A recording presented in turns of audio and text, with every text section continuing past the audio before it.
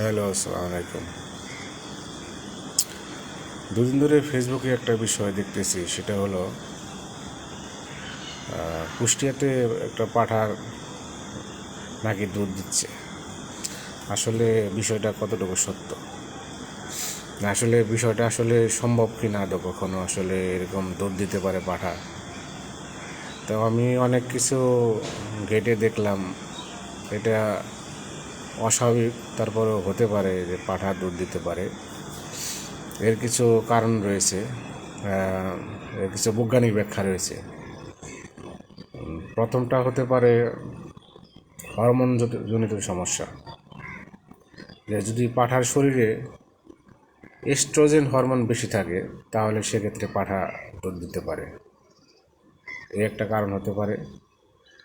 আরেকটা কারণ হতে পারে, যদি আরেকটা রোগ আছে সেটা হলো গাইনোকোমাস্ট্রিয়া। গাইনোকোমাস্ট্রিয়া এমন একটি রোগ,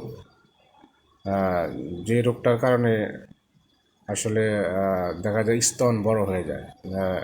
এই রোগটা মানুষের মধ্যেও অনেক বেশি দেখা যায়, যে অনেক পুরুষের শরীরে স্তন মহিলাদের মতো। এই রোগটা হলো গাইনোকোমাস্টিয়া। এইরকম রোগ যদি হয়ে থাকে পাঁঠার, তাহলে সেক্ষেত্রে পাঁঠার দুধ দিতে পারে।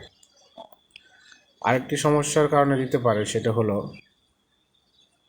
লিভার বা কিডনিতে যদি সমস্যা থাকে। লিভার বা কিডনিতে সমস্যা থাকলে তাহলে দেখা যায় এর কারণে অনেক হরমোন ইমব্যালেন্স হয়। এই হরমোন ইমব্যালেন্সের কারণে যে পাঁঠা দুধ দিতে পারে। আরেকটা হইতে পারে যে কি বলে, জেনেরিক প্রবলেম, মানে বংশগত সমস্যা আর কি, অথবা জন্মগত ত্রুটির কারণে এই সমস্যাটা হতে পারে। আরেকটা হতে পারে হলো, যদি পাঁঠাকে বাইরে থেকে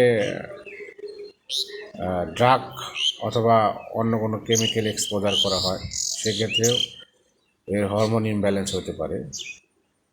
সেই ইমব্যালেন্সের কারণেও পাঁঠা দুধ দিতে পারে। আশা করি উত্তরটা পেয়েছে।